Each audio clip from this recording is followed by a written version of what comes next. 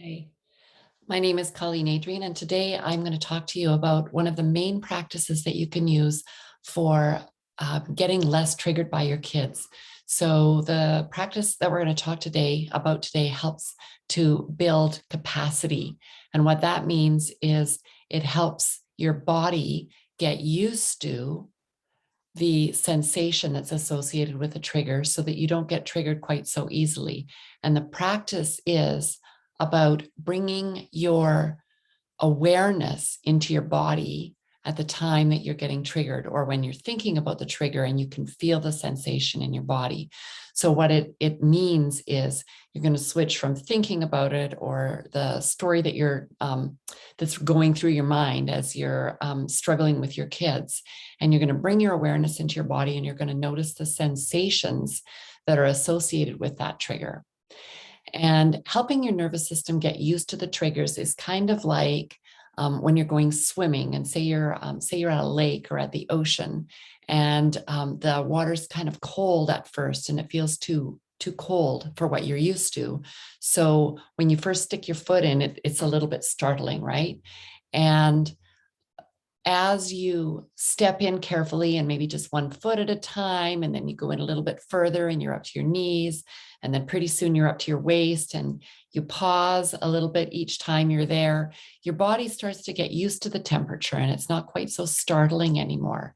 And that's what we're aiming to do with the nervous system. We're aiming to help the nervous system recognize the sensation that's been triggering you, and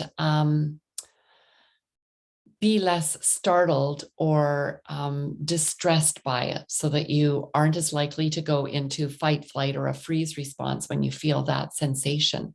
And what happens is the trigger starts to lose its emotional charge.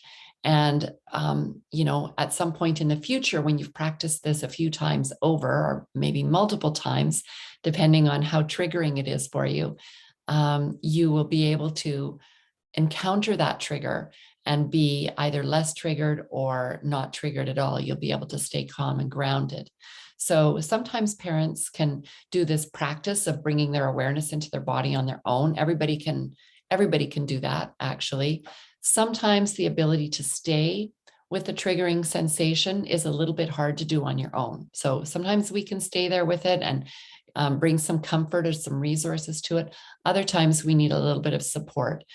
In my journey over the recent years of building capacity in my nervous system, I've done some of both. I've done a lot by myself, and I've also worked with practitioners when there's been something that's been too triggering for me to hold steady with on my own. And that's also what I help parents with. So in addition to helping parents with practical strategies to use when they're interacting with their kids and setting limits and so on, I also support parents to do some of this tracking and to stay present and really to co-regulate with me. And what that just means is helping you come back into a regulated state, because you're present with somebody who is regulated themselves and is able to help you hold steady for that. So that's what I have for you today. I think my main message is that I think you can tell by my description that it's a practice that you use over time to build capacity. It's not something that you do once and then it has instantaneous results. So thanks for listening. My name's Colleen Adrian. I'm a parent coach for parents of sensitive, spirited kids.